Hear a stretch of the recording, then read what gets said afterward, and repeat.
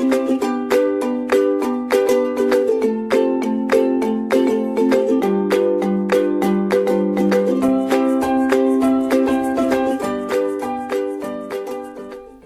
back to the lecture series on employee relations and labor laws. I am Dr. Kokila Saxena from JSS Academy of Technical Education, Noida. Today we will discuss about the Employee State Insurance Act 1948. Now, short title: Extent, Commencement and Application of this Act. This is an act to provide for certain benefits to employees in case of sickness, maternity and employment injury. We have studied various aspects of this act under Workmen's Compensation Act, where the act provides various compensations under various sickness or various employment injuries arising out or in the course of employment. So, this act is to make provision for certain other matters in relation thereto, whereas it is expedient to provide for certain benefits to employees in case of sickness, maternity and employment injury, and to make provision for certain other matters in relation thereto. It shall apply in the first instance to all factories, including factories belonging to government other than the seasonal factories. It is also applicable to a factory or an establishment to which this act applies shall continue to be governed by this act, notwithstanding that the number of persons employed therein at any time falls below the limits specified by or under this act, or the manufacturing process therein ceases to be carried on with the aid of the power. Now, we will discuss about various definition, various words used in this act which are prominent in the act, which are making contribution to the act. First is contribution, means the sum of money payable to the corporation by the principal employer in respect of an employee, and includes any amount payable by or on behalf of the employee in accordance with the provision of this act. Now comes the dependent. Now, we have discussed dependent previously in Workmen's Compensation Act, which applies, which says that all the compensation which an employee is eligible can be given to any of these dependents. These dependents are people who are dependent on the deceased worker. Means any of the following relatives of a deceased insured person, namely a widow, a legitimate or adopted son who has not attained the age of 25 years, an unmarried legitimate or adopted daughter, a widowed mother if wholly dependent on the earnings of the insured person at the time of his death, a legitimate or adopted son or daughter who has attained the age of 25 years and who is infirm, who is of 25 years and infirm, will be deemed as dependent. If wholly or in part dependent on the earnings of the insured person at the time of his death, a parent other than a widowed mother, a minor illegitimate son, an unmarried illegitimate daughter, or a daughter legitimate or adopted or illegitimate if married and a minor, or if widowed and a minor brother, or an unmarried sister or a widowed sister if a minor, a widowed daughter-in-law, a minor child of a predeceased son, a minor child of a predeceased daughter, where no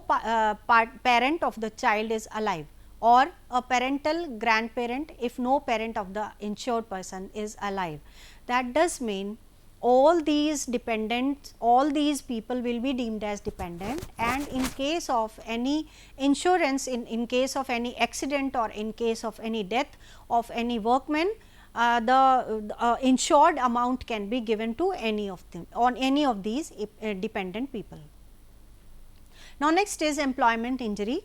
means a personal injury to an employee caused by accident or an occupational disease arising out of and in the course of his employment. We have studies arising out of and in the course of employment under Workmen's Compensation Act. So, here being an insurable employment whether the accident occurs or the occupational disease is contracted within or outside the territorial limits of India. So, these injuries coming out of and in the course of employment of the insured person will be deemed as employment injury. Now, next is insurable employment, means a person who is or was an employee in respect of whom contributions are or were payable under this act and who is by reason thereof entitled to any of the benefits provided by this act will be deemed as insurable employment. Now, managing agent means any person appointed or acting as the representative of another person for the purpose of carrying on such other person's trade or business, but does not include an individual manager subordinate to an employer. Now, next is permanent partial disablement, means such disablement of a permanent nature as reduces the earning capacity of an employee in every employment which he was capable of undertaking at the time of the accident resulting in the disablement. Now, next is permanent total disablement, means such disablement of a permanent nature as incapacitates an employee for all work which he was capable of performing at the time of accident resulting in such disablement. Now, next is temporary disablement, means a condition resulting from an employment injury which requires medical treatment and renders an employee as a result of such injury temporarily incapable of doing the work which he was doing prior to or at the time of the injury.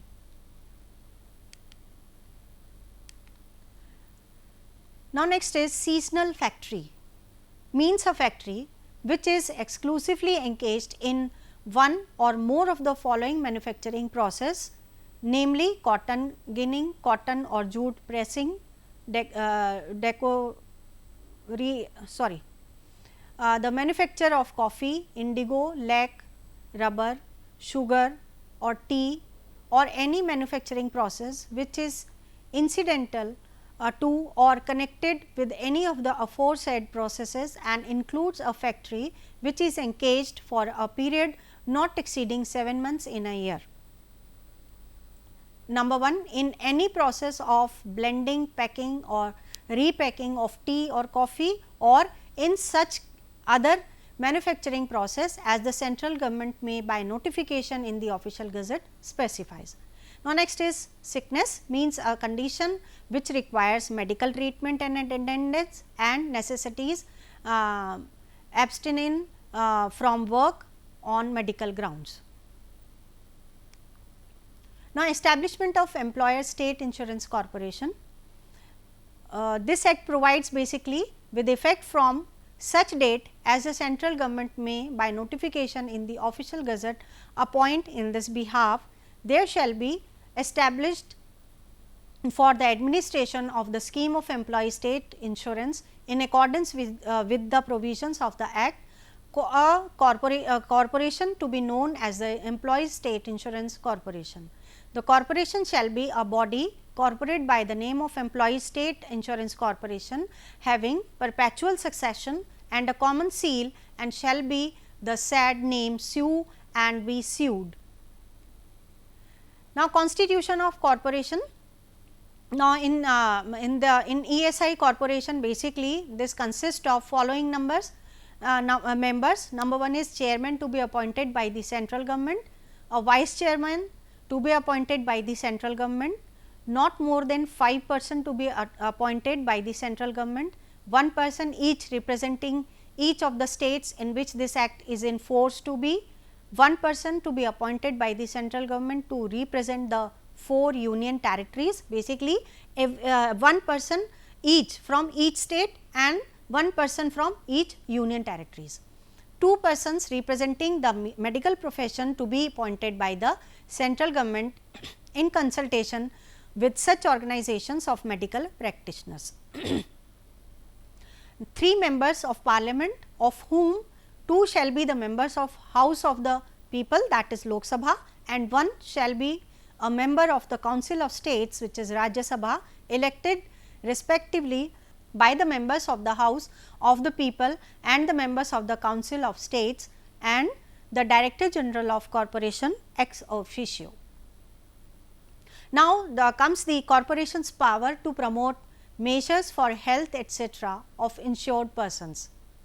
The corporation may, in addition to the scheme of benefits specified in this act, promote measures for the improvement of the health and welfare of insured persons. They should provide measures for the rehabilitation and re-employment of insured persons who have been disabled or injured, and may incur in respect of such measures expenditure from the funds of the corporation within such limits as may be prescribed by the central government. Now, next is Medical Benefit Council. Now, basically Medical Benefit Council is appointed under this act to ensure and to check the damages of the workmen working within the organizations. The central government shall constitute a Medical Benefit Council consisting of the Director General, the State Employees State Insurance Corporation ex officio as chairman, the Director General Health Services ex officio as co-chairman, the Medical Commissioner of the corporation ex officio, one member each representing each of the states other than the union territories in which this act is enforced to be appointed by the state government concerned, and 3 members representing employers to be employed in the central government in consultation with such organizations of employers as may be recognized for the purpose of the central government, and 3 members representing employees to be appointed by the central government in consultation with such organizations of employees as may be recognized for the purpose by the central government. Also, 3 members of whom not less than 1 shall be a woman representing the medical profession to be appointed by the central government in consultation with such organizations of medical practitioners as may be recognized for the purpose of the central government. Also, as otherwise expressly provided in this act, the term of office of a member of a medical benefit council shall be of 4 years from the date on which his appointment is notified. Means medical board will be appointed for 4 years, and after 4 years of the commencement of this board, again the board will be constituted. Now, comes the duties of medical benefit council. The medical benefit council shall advise the corporation and the standing committee on matters relating to the administration of medical benefit, the certification for purposes of the grant of benefits and other concerned connected matters.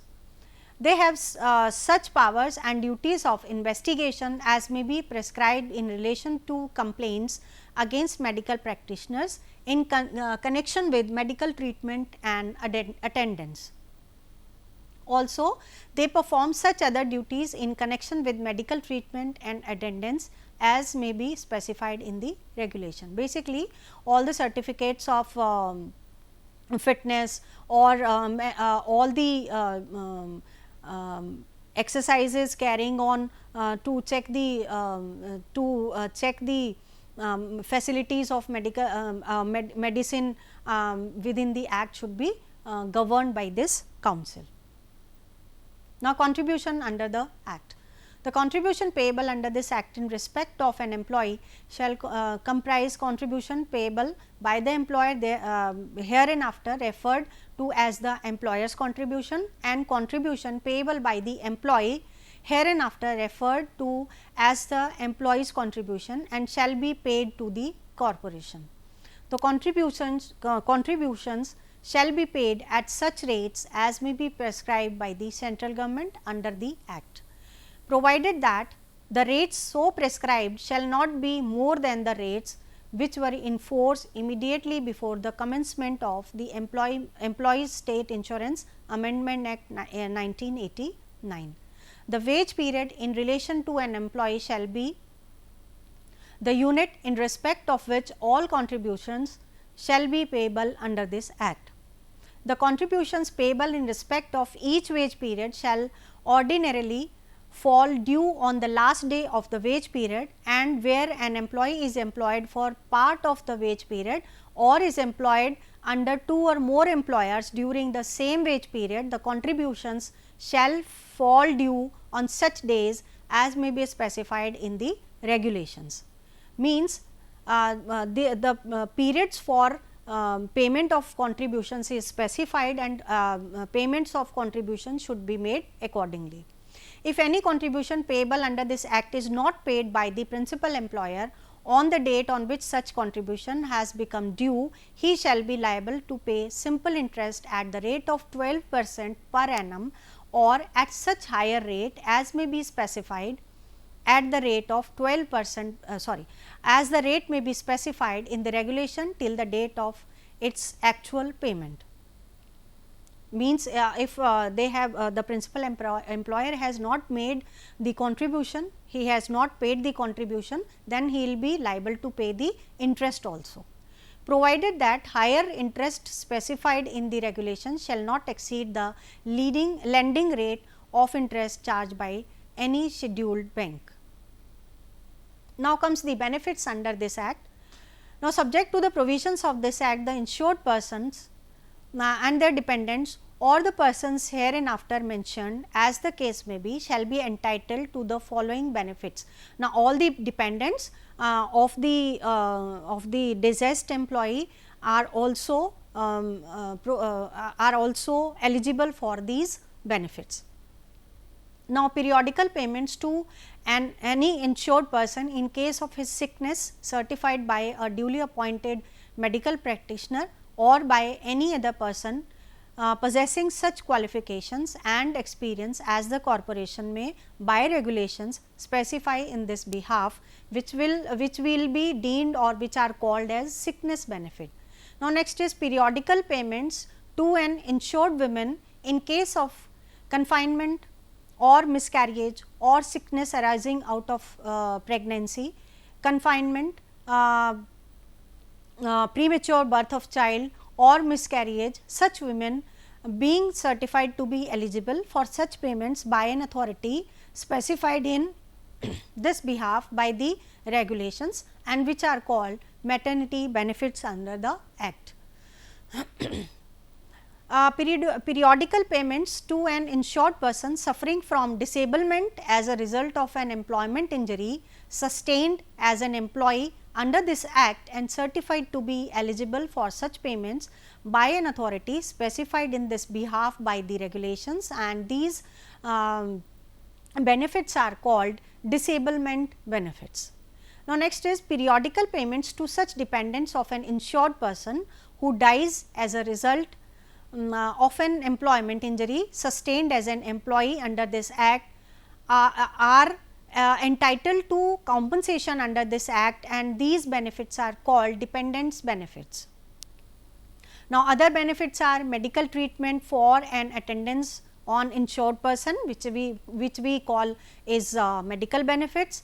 payment to the eldest surviving member of the family of an insured person who has died towards the expenditure on the funeral of the deceased insured person, or where the insured person did not have a family or was not living with his family at the time of his death, to the person who actually incurs the expenditure of the funeral of the deceased insured person will be provided with the funeral expenses, and which we call as funeral expenses. Also provided that the amount of such payment shall not exceed such amount as may be prescribed by the central government, and the claim for such payment shall be made within 3 months of the death of the insured person or within such extended period as the corporation or any officer or authority authorized by it in this behalf may allow. Means all these benefits should be paid within the 3 months of the death of the injured person, or we can say insured person. The corporation may, at the request of the appropriate government and subject to such conditions as may be laid down in the regulations, extend the medical benefits to the family of an insured person. If the corporation thinks fit, they can extend the medical benefits to the family members or to the dependents of the deceased person also. Now, accidents happening while traveling in employer's transport. See, this is the case where it can be decided by the authorities to whether the employee or his dependents, they are eligible for the insurance amount or not. The case where an accident happening while an employee is with the express or implied permission of his employer travelling as a passenger by any vehicle or from his place to work, shall his employer travelling as a passenger by any vehicle to or from his place of work shall, notwithstanding that he is under no obligation of to his employer to travel by that vehicle, be deemed to arise out of and in the course of his employment, if the accident would have been deemed so to have arisen had been under such obligation, and at the time of accident the vehicle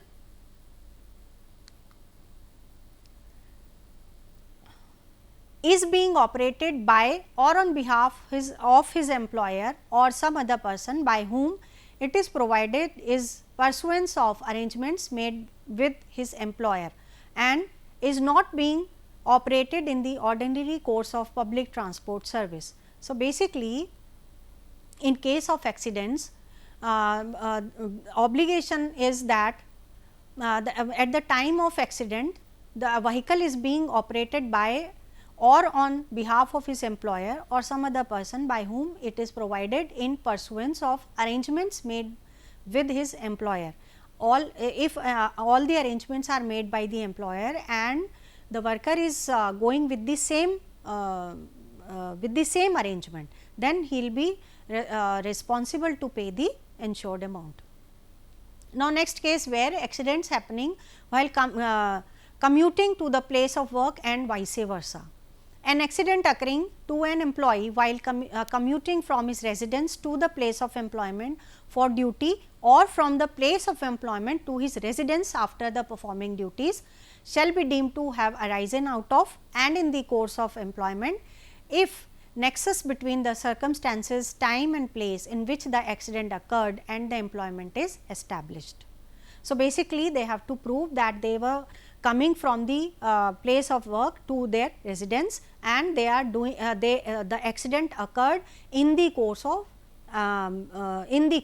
employment. Now, comes the adjudication of disputes and claims. Now, basically Constitution of Employees Insurance Code, the state government shall by notification in the official gazette constitute an employees insurance code for such local areas as may be specified in the notification. The code shall consist of such number of judges as the state government may think fit. Now, basically number of courts will be decided as per the state government as they think fit. If there are so many organizations, number of industries are more, they can appoint more courts. Any person who is or has been a judicial officer or is a legal practitioner for 5 years standing shall be qualified to be a judge of the employees insurance court. The state government may appoint the same court for 2 or more local areas or 2 or more courts for the same local areas. Now, basically this is about jurisdiction. Jurisdiction is decided by the state government or appropriate government as they think fit. Now, they can appoint the number of judges and number of courts as per their own decision, their own discretion. Where more than one court has been appointed for the same local areas, the state government may by general or special order regulate the distribution of business between them. Now, matters to be decided by the employees insurance court. Now, this is basically about what matters are decided under these employees insurance courts.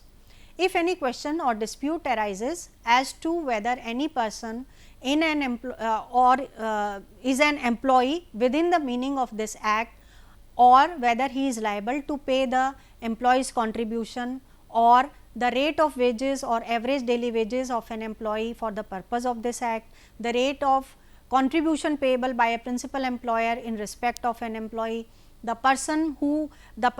is or was the principal employer in respect of an employee, or the right of any person to any benefit and as to the amount and duration thereof, any direction issued by the corporation under section 55A on a review of any payment of dependents benefit or any other matter which is in dispute between the principal employer and the corporation or between a principal employer and an immediate employer. Any of these matters will be decided by the Employees Insurance Court. Now comes the claims under the act. Subject to the provisions of the subsection 2A, the following claims shall be decided by the Employees Insurance Act. Now, first is the claim for the recovery of contribution from the principal employer, claim by a principal employer to recover contributions from any immediate employer, claims against a principal employer under section any of the section of the act, claim under section 70 for the recovery of the value of or amount of the benefits received by a person where when he is not lawfully entitled thereto, or any claim for the recovery of any benefit admissible under this act. All these claims can be decided by the insurance court. Now comes the punishment for false statement. Whoever for the purpose of causing any increase in payment or benefit under this act, or for the purpose of causing any payment or benefit to be made where no payment or benefit is authorized by or under this act, or for the purpose of avoiding any payment to be made by himself under this act, or enabling any other person to avoid any such payment, knowingly makes or causes to be made any false statement or false representation, shall be punishable with imprisonment for a term which may extend to 6 months or with fine not exceeding 2000 rupees, or with both. Now, punishment for failure to pay contributions etc. If any person fails to pay any contribution which under the act he is liable to pay, or deducts or attempts to deduct from the wages of an employee the whole or any part of the employee's contribution, or in contravention of section 72 reduce the wages or any privileges or benefits admissible to employee, or in contravention of section 73 any regulation dismisses, discharge, reduces or otherwise punishable an employee, or fails or refuse to submit any return required by the regulation, or makes a false return on obstruct any inspector or other official of the corporation in the discharge of his duties, or is guilty of any contravention of non-compliance with any of the requirements of this act or the rules of the regulations in respect of which no special penalty is provided, he shall be punishable. Also, where he commits an offence under section clause A, which imprisonment for term which may extend to 3 years, which shall also which shall not be less than 1 year in case of failure to pay the employee's contribution, provided that the court may for any adequate or special reasons to be recorded in the judgment impose a sentence of imprisonment for lesser term where he commits an offence under any of the clauses for non-compliance with imprisonment for a term which may extend to 1 year, or with fine which may extend to 4,000 rupees, or with both. So, basically these are the punishments, various punishments under the act which can be made on to the principal employer of non-compliance of the payment or non-compliance of the reports. So, we have discussed various claims, various matters decided by insurance court, various claims under the act, and we have decided various punishments for various issues such as for punishment for false statement, or non-compliance of records, or non-compliance of payment of contributions we have studied. So, if I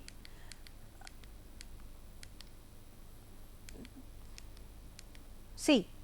we have studied today, we have studied various words used in this act. We have studied State Insurance Corporation, Constitution of Corporation, powers, Medical Benefit Council. We have studied Medical Benefit Council duties of Medical Benefit Councils. Then we have studied contributions, then benefits under the act, and various